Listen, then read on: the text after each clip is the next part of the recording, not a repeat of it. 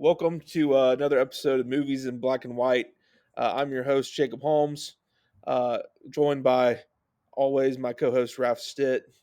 And we're going to be talking today about the Oscars, specifically the Oscars So White movement that's been going on for now like a decade, although it's kind of cooled off maybe. Um, although, good thing to note right off the bat, Raph and I have the same amount of Oscars, so we're leading by example. So That didn't feel very nice. But yeah, we both have zero Oscars as of right now, as of this recording. So who's to say that could change in the recent future or near future or recent future? the recent future is a great new phrase for like time travelers. Yeah, I come from the Yeah. recent future. Yeah. The recent future might be scarier than we think it is. Or as scary as we think it is, honestly. Yeah, give me some far future. I think some far future is better right now. Yeah. So we're here to talk about the Oscars, and the Oscars so white kind of is how we've phrased it. Generally speaking, the issues surrounding race at the Oscars, whether there's an issue. Obviously, we had some discussion. Um, there's some people out there that maybe claim there is no issue at the Oscars, which is kind of a little bit silly, I think. Um, but also how to best solve it, because the Oscars have tried to figure out how to crack that a little bit in the wake of some of these things. Raph, I know you've been doing some prep work. Um, what have you do you think that the Oscars have been unfair to black performances, black movies, black filmmakers, and how long have you been kind of like thinking about this and something needs to change? Yeah. So, okay, I think the first question that we should ask ourselves is why is this important? Which I think is like a question that movie fans ask about the Oscars sort of at large. And I think that that will then inform the other questions that we're going to ask. So if you're like a big, or depending on what kind of cinephile you are, you might view the Oscars as being a like unnecessary relic of the past that sort of promotes and rewards movies that don't necessarily reflect like the best of what it is that filmmaking is able to accomplish. But I think we do have to understand that like the Oscars are still super important in terms of understanding movies, in terms of how like general populations understand movies, understand what's important. We've seen that movies that do end up winning Oscars will then get like more viewership than they would otherwise. We see that people who win Oscars are able to take on different roles and projects that they otherwise maybe would not have been able to. So the Oscars, you know, still do drive a lot of like both cultural and industry wide in terms of movie just like progress and what's happening. So the Oscars and then how it is that they haven't rewarded or awarded black people like throughout their history then becomes important because it tells us like what kinds of movies are being shut out and then what kinds of movies and opportunities aren't available for certain filmmakers, certain actors, and all the rest going forward. With all that being said, I think that the Oscars historically have done a terrible job of reflecting and properly awarding black filmmakers and black actors and actresses. And it wasn't really until I started like actually looking at the numbers that I realized like just how bad it is. Um, and then like beyond the numbers, we'll talk about sort of like the cultural impact of like why this shutout has been so bad. And obviously, I think we're going to talk about like the ways that the academy is trying to fix this going forward, which will be interesting, and we'll see like what that actually means. You know, in the last 10 years since this movement started, and going forward for the Oscars in years to come.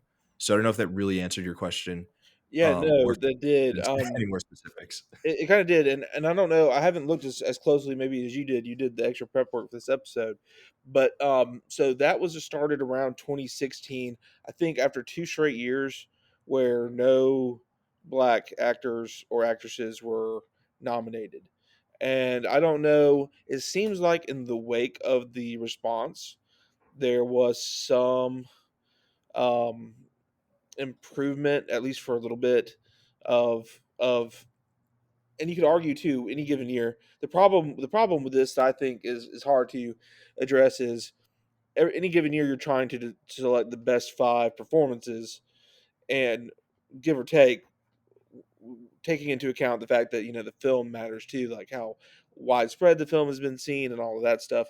But any given year there may or may not be as many candidates as other years. But then you see problems still really existing, popping up anecdotally, where you have Danielle Deadweiler for Till. I'm part of the problem. Probably, I still have not seen Till. It's not one of those movies that you just want to jump up and watch. It's not a feel good movie. It's not a movie that um, if you're interested in history and you're interested in civil rights, it might appeal to you. And I am interested in those things, but it is like heavy. You've got to be in a mind space. But across the board, people were like Danielle Deadweiler should definitely be nominated for this performance, and instead we get Ana de Armas in Blonde. Um, and there was a lot of attention on Andrea Riseborough because she got the big push for To Leslie out of nowhere, although her performance is pretty Mm, well praised. But also knocked out Viola Davis for Woman King. So, you had two solid contenders there, and neither get in. So even if you say the other five nominees are worthy, it's like, well, there's usually more than five worthy nominees. What is it that the two black women that were in the top seven both got cut? And then um, again, I think there was another snub. What was the other snub that I was thinking of?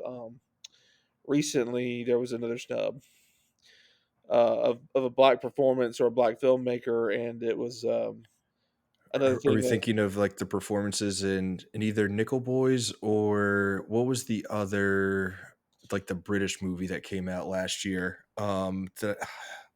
Oh my god, with Saint well, Pierre. one snub last year Um, maybe is also Clarence Macklin for Sing Sing, which did get into other mhm. categories. So for supporting actor, that was a pretty big miss. But again, it does come down to you know it's hard because I think a lot of focus is put on the outcome, and I think it's more of an input issue than an outcome issue. But the outcome does show you a pattern. It's just how you recognize the input problem. What is your take on that? Because um, and what numbers did you see that show that illustrate the problem? Yeah, so when you say input versus output, are you just talking about like the movies that get made versus like Yeah. what then gets recognized? Yeah, I mean, it kind of becomes like a chicken and egg situation with that, right? Because just specifically talking about Till and The Woman King, those are two movies when you're just looking at them at face value are Oscar kind of movies, like movies that, you know, the Oscars tend to lean towards. Typically, they lean towards those movies when it stars like white guys as opposed to black women, but they're both period pieces. The Woman King, in that case, is a period piece action epic movie, sort of like Braveheart or something. And when Braveheart comes around, everyone or Academy voters are quick to like recognize the greatness in that movie, probably because it's like made by and starring a bunch of white guys, the worst white guy in that particular uh, case.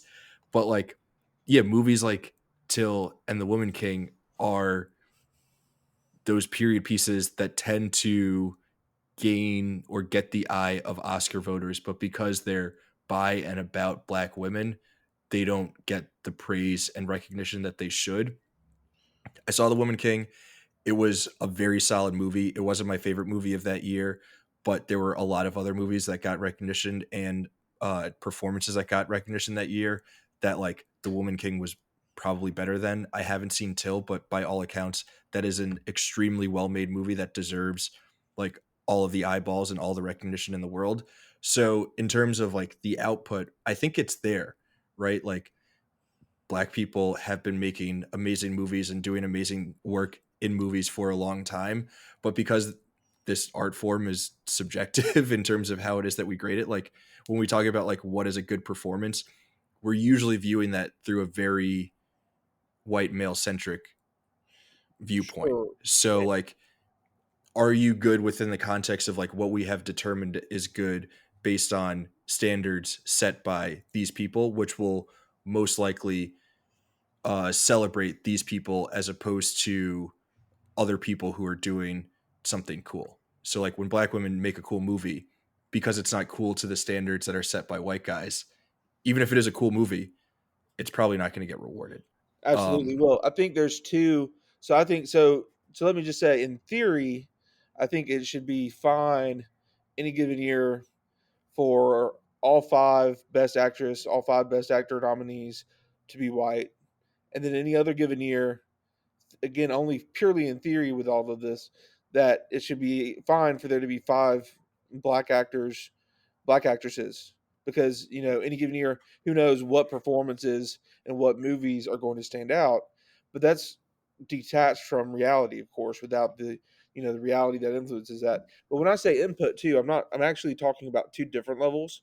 So I'm talking about mhm. the industry level from the very get go, like the opportunities for black filmmakers and therefore black performers in a lot of cases, because we see black filmmakers more likely to cast black roles and have lead black performances, which is kind of natural. And then at the next stage of it, it's the academy makeup. The academy is not super diverse still, in terms of race, and it doesn't necessarily match. Which, of course, white people can vote for black filmmakers and performances, but as we've seen the pattern, you're more likely to get more diverse outcomes with more diverse voting bodies. Um, but also the academy, it's another, again, chicken and egg, like you said, because the whole idea of the academy votership is industry people. So you need those people to come up through the industry first. So in a little bit, we'll talk about possible solutions, possible ideas to solve this. And I have, frameworks of an idea of where the problem really needs to be addressed, because I don't think the way that the Was Oscars. that meant to be a reference to DJT? No, no, it was not. I have concepts of a plan. Yeah. Yeah. Yeah, no, I don't want to. I didn't want to get into granular particulars because I don't. It's not worth it because I don't control the Oscars. But I have ideas of how you might go about setting it. But the uh, the thing that the Oscars did to try and encourage diversity was definitely the wrong move, in my opinion. So, um, because it related to individual films, but we'll talk about that as well. So, what are your thoughts on that? And you mentioned some of the numbers. I know that column you sent that we were discussing. I tried to say, well, in this time frame, the black population is about 12%, and about 12% of the nominees are black. Does that show like parity? Yeah. So, okay, it becomes tough. One data point that stood out to me is so right. A lot of it ends up coming back to like what is the total population of Black people within the U.S. and for these purposes, we'll say that we make up about 13% of the population. So if we're saying that Black people over the course of like the 100 years of the academy, we have made up around 13% of the population. If we take into account all of the like wins that black actors, filmmakers, like set dressers, costumers, all that stuff have won, it's somewhere between like 2 to 5%, which obviously is a gross uh, underrepresentation of like black people within the country. But I think like the follow up question then becomes, which so often becomes the question about race in America, is that although Black people only make up 13% of the population, our cultural output is probably north of like 60% in terms of just like American culture. Like so much of American culture comes from specifically Black American culture, which is something that Sinners gets into a lot. So it's probably more felt in music than it is specifically in movies. Um, but if we're talking about like just matching the sort of like demo makeup of the country, we still have fallen way, way, way short in terms of proper representation in terms of Oscar wins.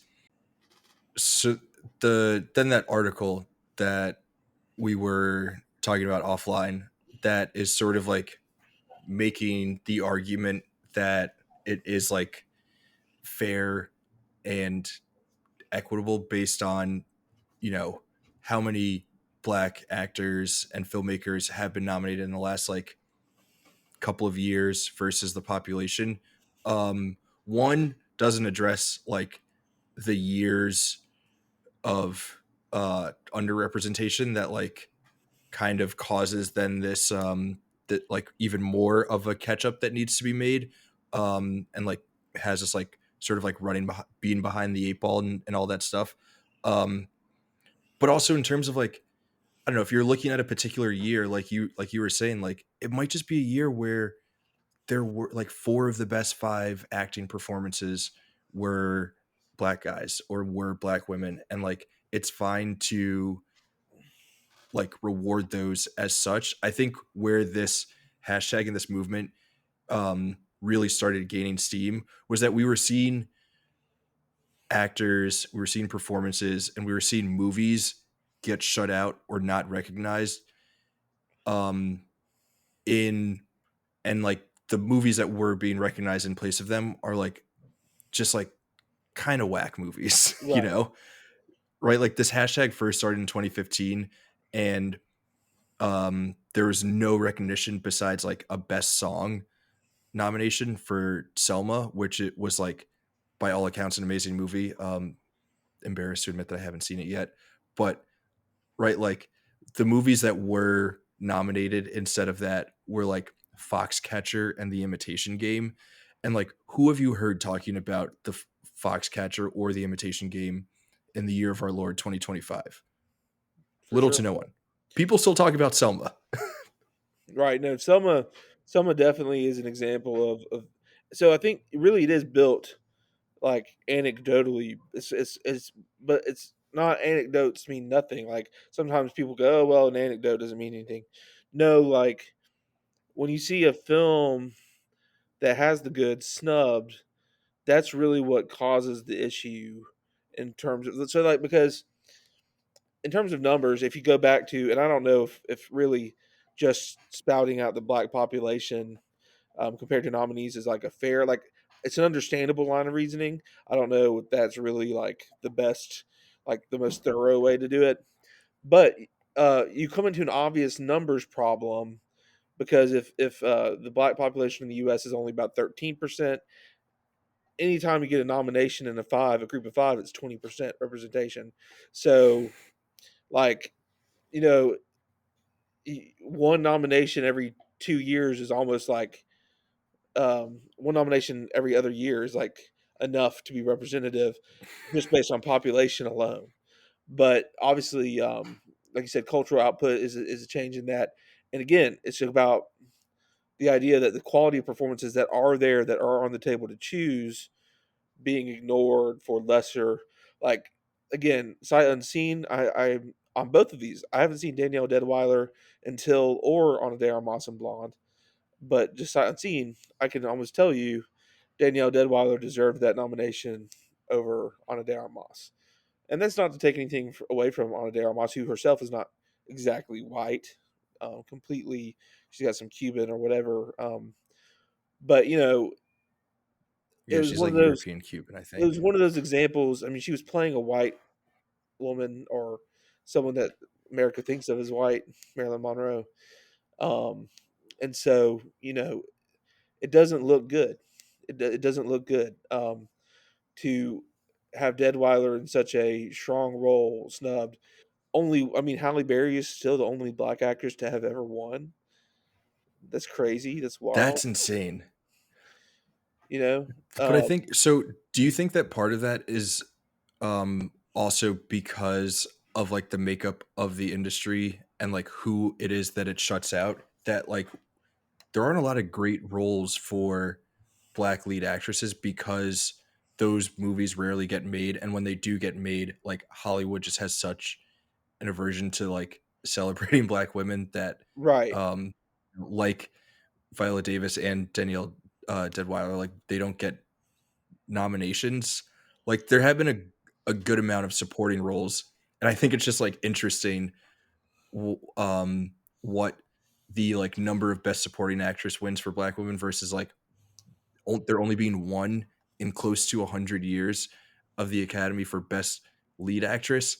Like that kind of tells us a lot about what Hollywood and right. like America as a Yeah, whole thinks if you about do the black women. demographic matching right, shouldn't it be like 10% of all Best Actress winners should be black if you're trying to play the Yeah. demographic game purely? But also, so this is why I think it ultimately has to Instead go of towards. 1%. Yeah. That's why. So like the diversity of the academy is definitely an issue. The problem with it is you can't change the diversity of the academy without first changing the diversity of the industry, because the academy has to come from the industry, or else what are the academy awards, right? If you infuse the academy votership with black people who aren't really involved in the industry, because even if they've been shut out, then what are the academy awards? Because you're saying it's white industry people with a little bit of black industry people, and then some black non-industry people to try and like level out the racial, like what do you do, add black critics, like what do you do there? So it's like you really, the best way to fix it is to attack it at the industry level. And it is a chicken and egg problem. It reminds me of the electric vehicle issue. Like people have a lot of anxiety when purchasing an electric vehicle about the lack of charging stations, right? But it's hard to convince governments and everything to invest in charging stations because not enough people have electric vehicles. And it's like at some Yeah. point you have to choose to like go ahead and invest in the charging station. You have to make an investment in the charging stations and understand that once those are in place, the electric vehicles will follow. So like you have to exert some outside influence, because if you are just trying to base it'll be cyclical. So, what do you think about? Did you look at what the Oscars tried to do? Like they had some like kind of quotas that they tried to come up with to encourage diversity in there. Yeah. Yeah, I was thinking about like the quotas while you were talking about how it is that you would sort of approach it, and it's it's tough because on the one hand, I think that implementing a quota like that just one kind of feels a little pandering, and it feels like you're not actually celebrating these movies because you think that they're worth celebrating. It's just like, oh, let's just throw one or two, black performers into the nominations so that we can hit the quota. But then, like, if you do that, then that allows for those people, that allows those people opportunities to make different movies that they otherwise wouldn't make if they didn't have like the tag next to their line Academy Award nominated XYZ or Academy Award winning XYZ. Um, like I do think that it should just be the merit the of the work that drives the nominations and the wins. But unfortunately, we've seen that even when the work is that great, it doesn't get the recognition that it deserves.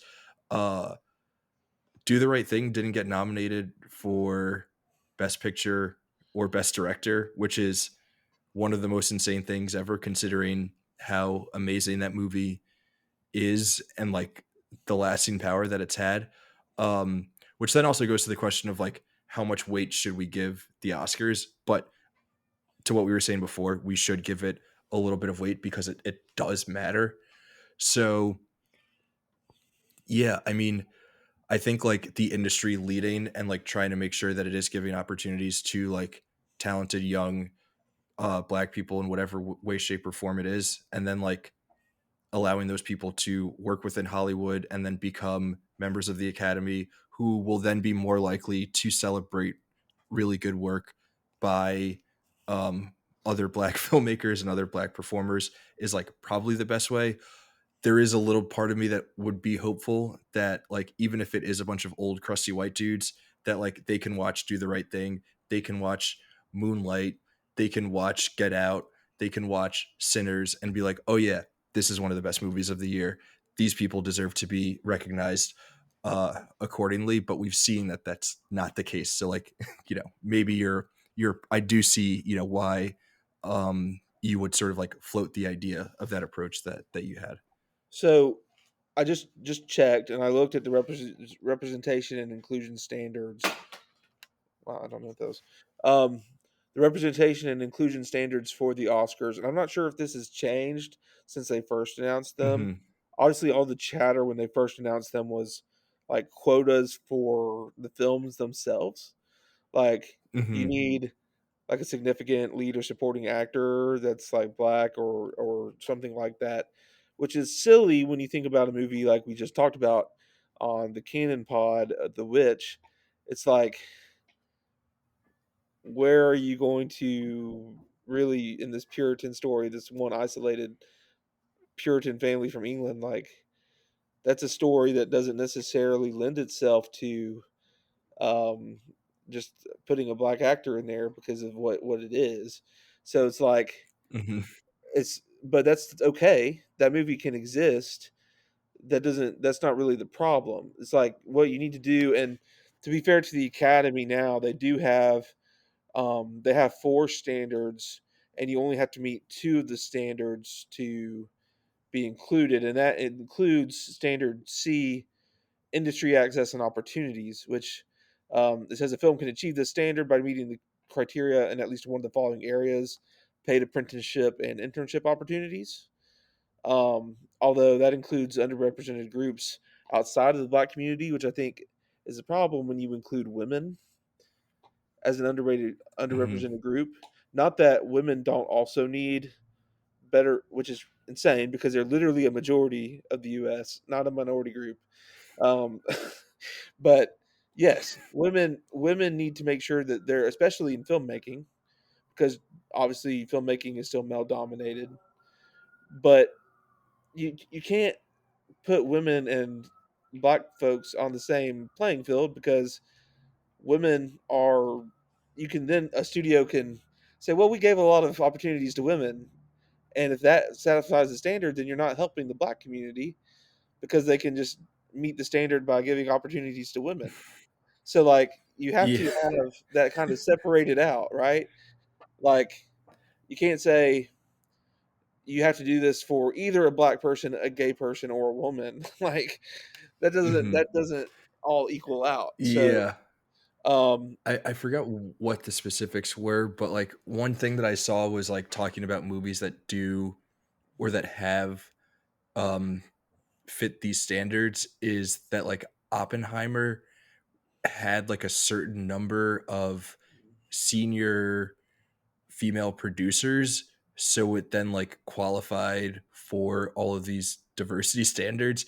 And it's like you watch Oppenheimer and that's the most like old crusty white dude movie to ever exist. Like there's no way there's no world where we think that Oppenheimer is a movie that is promoting diversity, whether it be um women or black people and other people of color. So like yeah, these rules in practice like end up being feeling a little like arbitrary and silly, because like if it can be applied to Oppenheimer in the same way that it can be applied to like Nope, but Nope is by all accounts a better movie than Oppenheimer, then like and but Nope isn't getting any awards recognition and Oppenheimer is sweeping, then like we're not really fixing any problems. right. And that's where so here's the issue too is like looking at these, even though these are targeted, these two standards I think are better targeted at the industry than at the specific like casting of people in a specific film. It's still attached to the film, which is a problem. I think it needs to be Mhm. directed towards the studio. I need to tell the Mhm. studio it's fine if you have a film like Oppenheimer, which most people think is a really good film. And it's fine that it's full of white people. That that's the story was about these white people doing this stuff. A couple Jewish people involved, whatever. But as a studio, in order to get that film into Best Picture, your studio needs to be meeting these diversity standards, which includes so much amount of your spend on movies made by black filmmakers or with primarily black casts. So like instead of attaching it to the single movie, it's like you can make Oppenheimer and get that in Best Picture, but you also have to make an American Fiction. You have to make you have to let Yeah. someone come in. You have to make a Get Out. You have to allow black filmmakers to have opportunities to make films within your space. Um, that way, at a reasonable clip. Now, trying to get into the granulars of that, I can see issues because like a studio like Warner Brothers, you could um, it's probably gonna be based on like percentages because a studio like Warner Brothers has so much more resources at their disposal versus like an A24. But not that Mhm. A24 is really the worst, and like A24 is pretty good about um, spreading the love around. But you know what I'm saying? Like an indie distributor, um, producer distributor like that, and how you quantify those things of like in a given year, like how much opportunity are you giving to black people, specifically black people, and then people of Mhm. color. Like there need to be different concrete Yeah. standards not mixed together, and then you can that's how you use the carrot not for the particular because each individual film is its own piece of art, and Mhm. you should never be basing your film on I have to make a black character in here because I want it to compete for best picture and therefore I need and certainly not like I need black Because that interest. doesn't do black people any service, like, No, it doesn't. that doesn't help me. Yeah. What helps is giving opportunities to folks like Ryan Coogler and Jordan Peele to go make art and then Mhm. establish themselves and open the doors for more people to make more art.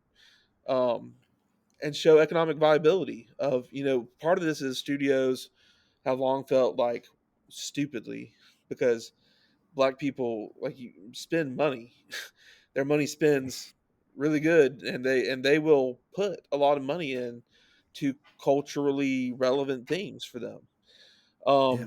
but Also, if you just let black people make cool stuff, white people will also go see it because people like seeing cool things, you know? And it doesn't matter who made it or who you're expecting to go see that. Like, we spoke about this last week. Like, when cool people make cool shit, audiences will go see it. and Ryan that's Coogler makes Sinners, and it's awesome, and it's a really good movie, and then people go see it. Not because it's a black movie or a movie about black people. No, it's a good ass movie. So people went and they saw a cool ass movie. And that's going to be true if the filmmaker is Ryan Coogler or if it's Christopher Nolan, right? Like people are going to want to see cool filmmakers make cool stuff. It's if it's Greta Gerwig, right? Like people are going to see Barbie, people are going to see Oppenheimer, people are going to see Sinners. Just let cool filmmakers make cool movies if you're worried about like the money yeah aspect, right? Same with so the awards aspect. If so you you hold want the studios accountable through like figuring out if they're giving black filmmakers enough opportunity black people and other and whatever other studio. I mean, I don't know all the ins and outs of like production, like black agents or black, you know, mhm, um, black VFX artists. Like, just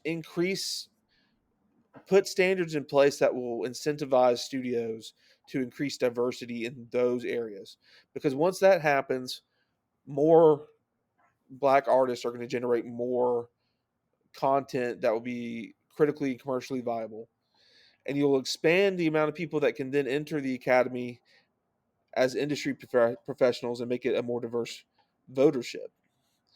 So, and it will still be the industry. So you won't get this weird feeling Yeah. of not knowing what the Academy Awards are about, because it is. I mean, ultimately, the actors branch votes for the actors in the Academy. So, how do you get more black actors nominated? You have more black actors working and being able to make a living in the industry. I mean, that's pretty simple. You know, You don't the go the Sydney Potty route where it's just like, okay, there's one guy and he gets all of the roles. You know, like we've seen that time and time again where it's like, okay, Denzel Washington, he's the only black actor for the next 20 years. right. As opposed to no, there are other people who are, also pretty talented who we should be giving roles to.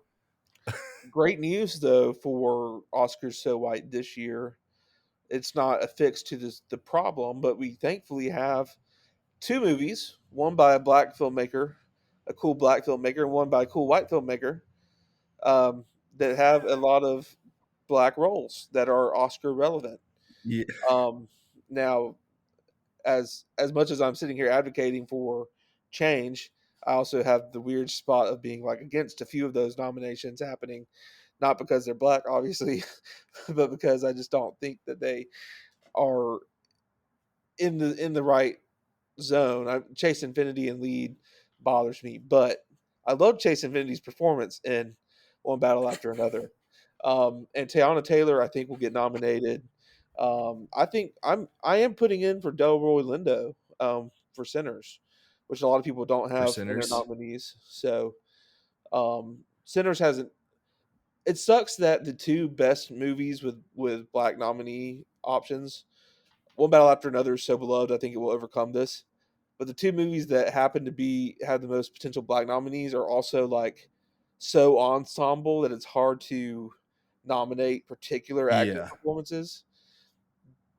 That's just so Um happens to be the case, but yeah. that's the problem. So I just want to go back to what you were saying before about sort of like the like incentivizing studios to make or like have more diverse filmmakers and like movies that they're making.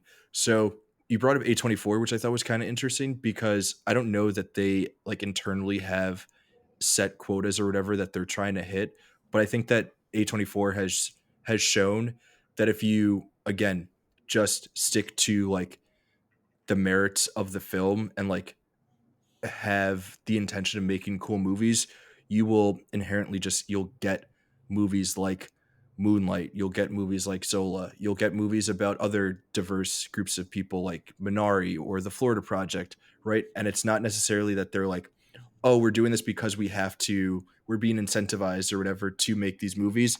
They just realize these are cool movies to make and they make those movies and then people respond to them positively. I wanted to pull this quote from Barry Jenkins that I thought was kind of interesting. Just like talking about the whole like Oscars so white scandal, where he said like all of these like these moves or whatever that the Academy is now making. He said it wasn't about promoting diversity for diversity's sake. It was about correcting a blind spot. The artists of merit have always been there. I think that's the problem. Is that like the movies, the performances, the artistic work, the writing, the directing, the set design, the editing, the cinematography has all been there. It just hasn't been rewarded for whatever reason. The whatever reason is racism. Um, but like the merit has always been there, right? Going back to the example of Do the Right Thing, that's insane that Spike Lee wasn't nominated. Um, there have only been 6 black directors ever nominated for Best Director, and they've all happened post 1990. None of Do them you are think? women, but Do you think that? I'm sorry. Do you think black? Do you think that something about the director position makes it harder for black filmmakers to get in rather than like performances? Do you think that there's a little bit of an extra um, bias? yeah, I mean, right. I think the bias is just that, like, because it's an art form, right, and we're awarding an art form that is like always going to be inherently subjective. Even when we try to apply, like, this is an objectively well made movie, we are applying subjective understandings of like what it means to be a well made movie. And when we're applying that understanding of what is well made, it is often things that are dictated by white men and like a history of white men who have like set whatever it is that we understand as making a good movie. So someone can make an interesting movie, but because it doesn't fit the standards set by the white men who tell us what good filmmaking is, right? Like Spike Lee comes in and makes Do the Right Thing, and it doesn't necessarily fit the form of what we think good filmmaking is, but it is good filmmaking. It's effective. We watch it and we understand that that movie is great. um, it then becomes less likely that it's going to be something that is recognized. Even when it is something that we think fits the standard in The Woman King or Till, we see that those performances, those movies don't get rewarded in the same way that movies like Foxcatcher, The Imitation Game do.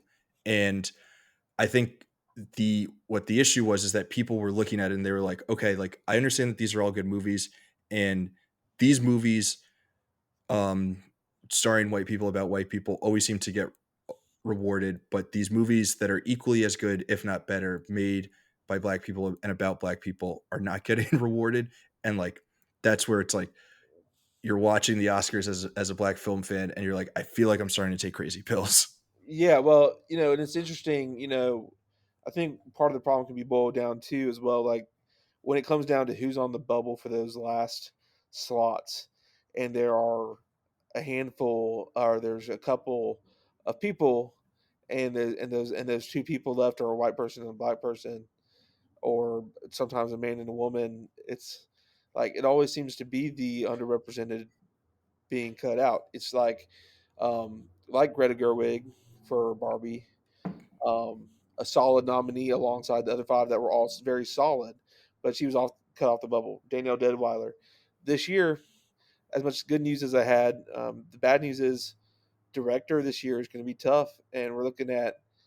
I was listening to something the other day about the directors. We have Paul Thomas Anderson, which is definitely happening, right? Marty Supreme's got good reactions. There's a lot of thought that Josh Safdie's getting in.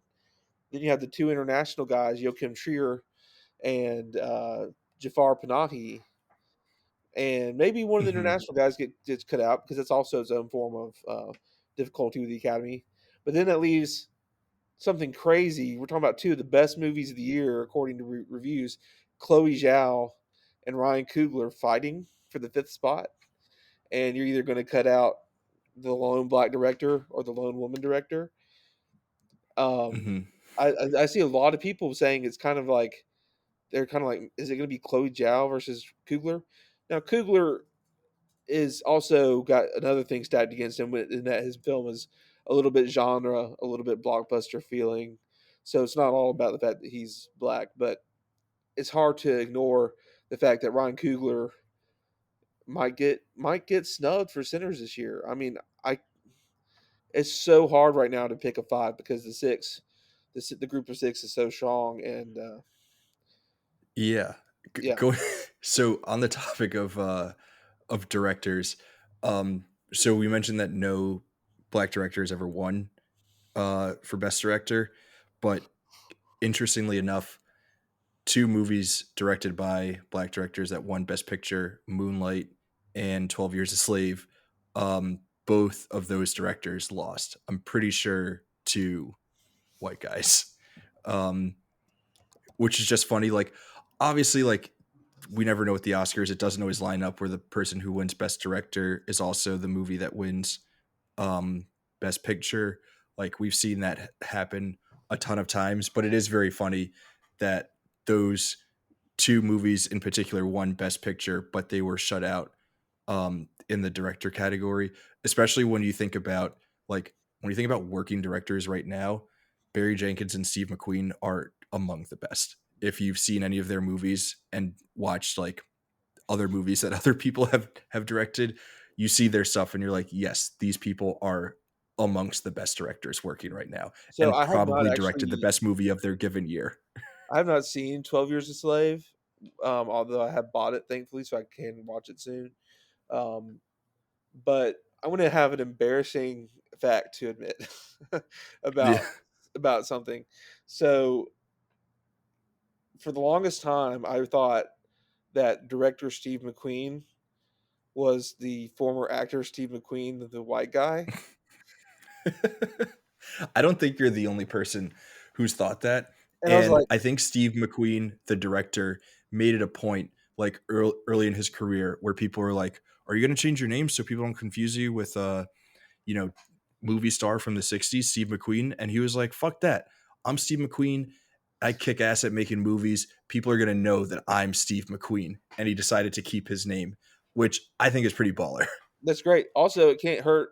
It might not help his. It might not hurt his Oscar chances. Who are like, "Hell yeah, director Steve, director Steve Yeah, McQueen." I thought that guy was been dead for 30 years. How do you I direct can't this movie? I can't believe he's still directing 30 years after his death.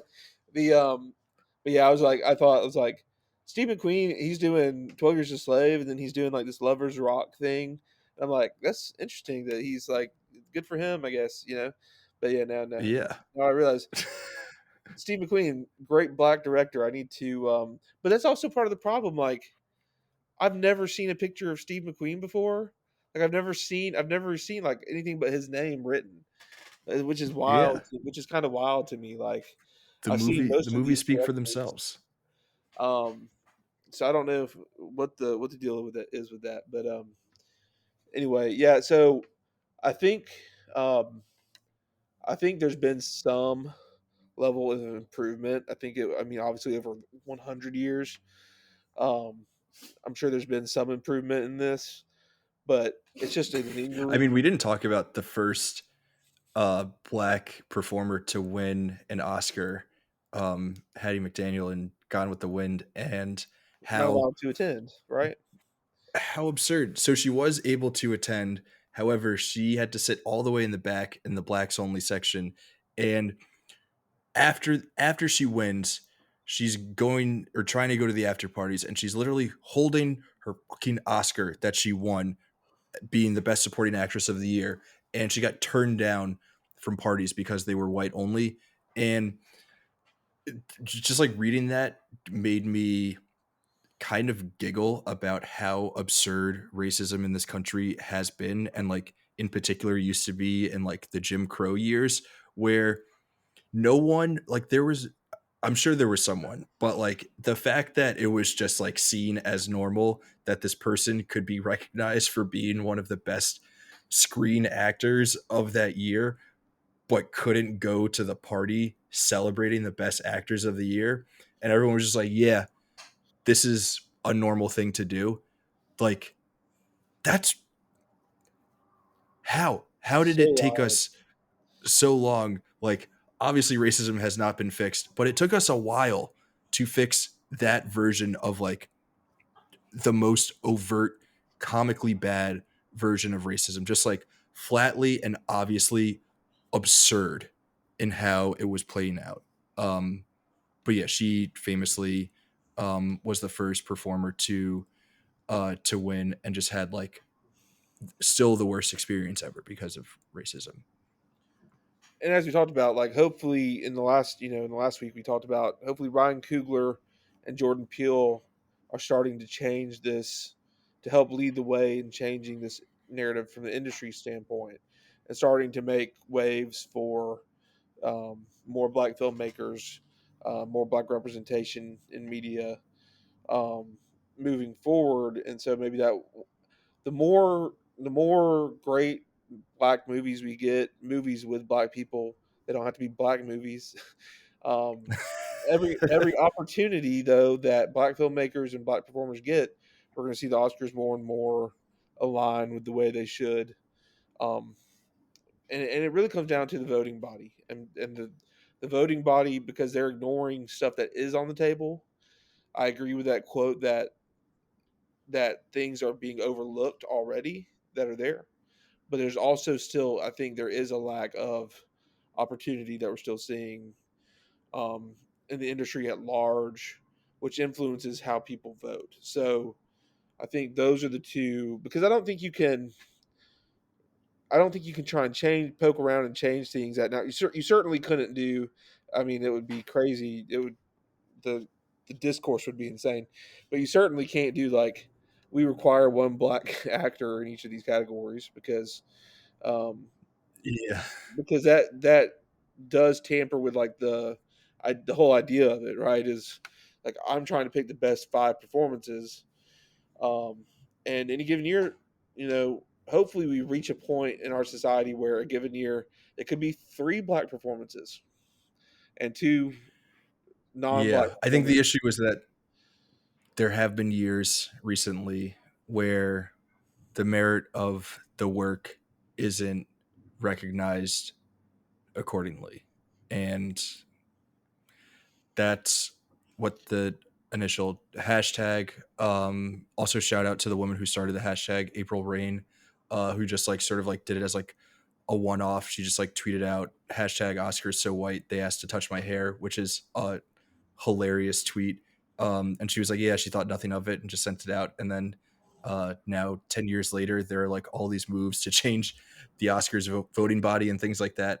um I forgot where I was going with that before, but like, um, yeah, the movies and like the work has been there. It's just been unfortunate that it hasn't been celebrated accordingly, and hopefully with these measures, it will sort of like correct that blind spot. And if we have to overcorrect it for a little bit first in order for it to be like fully corrected, I think that that's fine because like as many as much as people thought that Oppenheimer was good, like I think we'd be fine if we go another like 15 years without another movie like Oppenheimer winning all the awards because there are, you know, we could have 15 years of Moonlights, movies like that, and movies like Till, and movies like Selma, and movies like Get Out that are that are winning those awards instead of movies like Oppenheimer and movies like Braveheart. Hold your breath, because I think next year we might have a movie very much like Oppenheimer called The Odyssey that may be. It could be a great masterpiece of a movie, and it could also be insufferable from an Oscar standpoint. So Yeah, there it is. yeah. But Boring white guy movies always win out, I guess. Hopefully but not, but I'm looking forward to seeing what can surprise us and challenge, and hopefully get the recognition it deserves next year at the Oscars. Like I said, thankfully, I think we have some pretty good options this year that are in that zeitgeist. They're getting attention from Sinners and One Battle After Another, in particular, to get on there. And then after that, though, it's pretty well. And then you got Cynthia Erivo getting that lead actress, which didn't have to be a black woman. It could have been a white woman in green. yeah, first So obviously the screen original role performer was to was white. So nominated. kudos to John Chu for correctly picking Cynthia Erivo, because I mean, she does it like no one else could probably do it. Um, so yeah, we'll see how that shapes up. So it should be a decent year for um, combating this year, but it's going to be a constant battle, one battle after another, if you will. So with that, uh, how else can you end an episode about the Oscars without referencing the major Best Picture frontrunner? Um, Thanks all for joining us. This was supposed to be propaganda this week, but that's my fault for last minute switch because I still have not seen Training Day, and I'm going to see that movie before we talk about propaganda, to go with Which Black Denzel won an Klansman. Oscar for. I'm excited to watch it. I just have been so busy and I didn't get a slot. So we got propaganda next, I think, and then we got race swapping. And those are the last two planned Yeah, episodes of Movies in Black and White season one. So awesome. Can't wait to create some continuation. Denzel winning his first, he won Best Supporting in Glory, and he won his first Best Lead for Training Day, which is, I would say, among one of his poorer performances. And we'll get into why in the next episode. should he be nominated for highest to lowest? Probably not, but he's great in it. Good to know. Good to know. I have not seen that yet, Yeah, but unfortunately, highest to lowest, we had big expectations, but it was a little bit it's derailed. good. But I'm gonna give it a shot. I'm gonna watch it. I know the score is really divisive in particular, but I'm gonna give it a go. I'm trying to watch To 100 go movies back to this the year, question so at the top end, um, it's a movie that's good. I don't necessarily know that it's a movie that the Oscars will celebrate, which brings in the question of like how much weight do we give Oscar nominations and Oscar wins to the merit of particular movies or like how we think about movies in a given year. I will say this: I do think the Oscars have been more relevant in the last couple of years than they were prior. Like I think the selections that they've made in terms of best picture have been mostly more culturally relevant. I don't think a lot of people have seen Anora necessarily outside of film circles. But I mean, obviously Oppenheimer, Everything Everywhere, um, some of the nominations that they've put in there, um, and being able to pick some stuff that they wouldn't necessarily go for, like the substance. I think the Oscars have Mhm. become more exciting in recent years to me because they have shifted some, and hopefully we continue to see that expand to properly recognizing black people, women, gay people, other people of color that are not black. Um, the grossest thing about that column was being like, black people are fine at the Oscars. It's the other people of color that are getting gypped. It's like, let's not be like black people are fine. Let's not go quite that route, please. They're the highest profile snubs of the past decade for sure. Um, let's not quite go there. So anyway, it's been a great conversation. Looking forward to finishing out the season with you, um, and we'll see you back here next time.